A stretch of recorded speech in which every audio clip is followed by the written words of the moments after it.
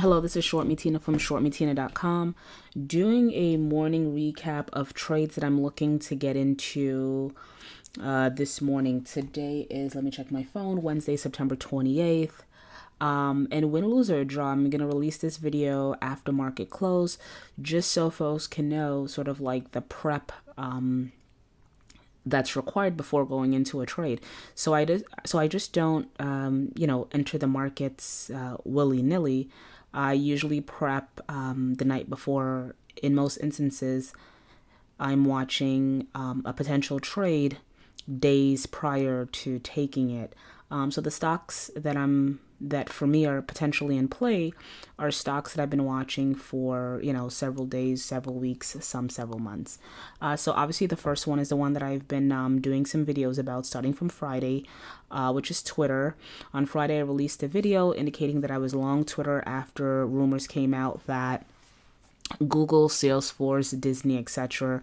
were potential suitors. I thought that would be a potential vehicle to allow the stock to appreciate. And on Friday, pre-market activity indicated that, we'd see a good surge. So I went long around 21.56 and ended up closing my long position around 23, somewhere around here, around mid 23s, because I thought to myself, we're hitting the upper end of the risk reward channel, and I think the stock is due for reversal. So I closed out my long position. I ended up going short yesterday. I was a little bit early. I went short around 23, like mid 23.50s, 23.60s, something like that. And I'm looking for a bit of a sell-off today. I'm not quite sure how much it's going to sell off, but I'm looking for it to at least get into the either low 22 or high 21 range. So if it can get anywhere around low 22s, high 21s, I'll close a portion of my short, and obviously the sweet spot for me would be for it to fill this gap at 18 or 19, something like that.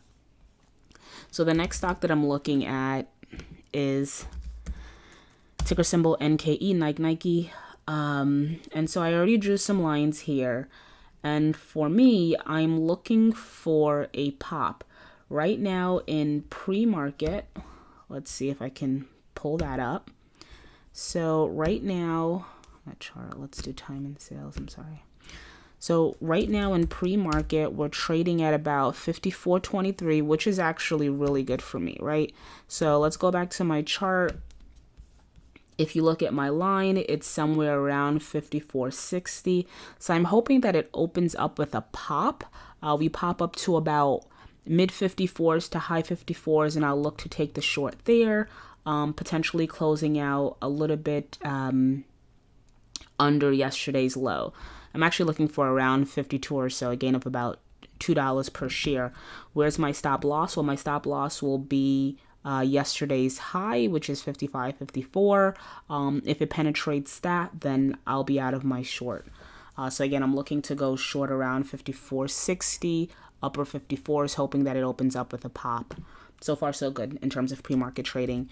And the last, it's not the last one, but the other trade that I'm looking to get into is Wells Fargo's. I actually did a video analysis of this as well a couple of days ago. You can find that on my YouTube channel. And I indicated that that I was short, but I was looking to short around 50. And I didn't know what catalyst at that time would propel this to potentially 50, because the stock was getting battered down. There was a lot of negative press in the news and news outlets regarding, the scandal that's been going on with fraudulent accounts being opened up at Wells Fargo. Anyway, so there was a news story that was released yesterday indicating that the CEO was going to forfeit majority of his bonuses, stock compensations, as well as the remainder of his salary for 2016. So for me, it looks like the company's in damage control. He hasn't resigned as of yet, and I'm not sure if there'll be pressures for him to resign, considering this move that they're making right now, which I think is it's a decent move to sort of calm the storm of the murky waters. At any rate, so for me, This is short term. I'm looking to actually long this. So the levels that I'm looking at in the video recap that I did before, I indicated that 44.50. Let's see if we can go back about a year. So 44.50. Let's see. Yeah, 44.50 was a solid level of support. As you can see, we kind of got close to there yesterday and the day prior. We got to 44.65 and 44.66. Do I think it's going to get there? No. So if it just touches 44, like maybe 44.80, 44.75, something around there, along, obviously my downside would be 44.50, a little bit underneath that, representing a risk of about 50 cents.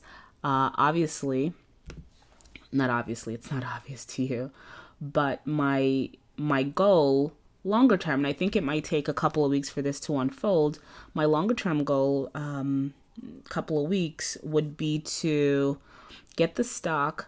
Maybe, I don't think it's going to get all the way up here around 51, but if it can get to, 49, 50, then I'll close my long position, and like I indicated before, that would be a sweet spot to go short. Because if you look back here, going on about a year from January of 2016 to now, it looks like this level has been sort of solid resistance. So I'm actually going to wait until it gets there to reshort. So the plan going into today is to close my short around 44.60, 44.70, somewhere around there, upper 44s, go long, hold that long until we get to like 49.50, and then to reshort. I don't think that this is necessarily a day trade. I'm going to call this a swing trade. shortmetina.com, doing a recap of the plays that I intend to play today. Follow me on StockTwits, Twitter, Facebook. Just find me. Share these videos if you like it. Comment on my YouTube channel. Subscribe to my YouTube channel. Sign up for my newsletter. And go to my website, shortmetina.com.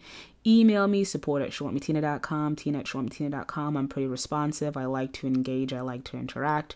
And that's it for now. Hopefully these trades go well. And like I said, whether or not they go well, I'm going to release this video after markets close.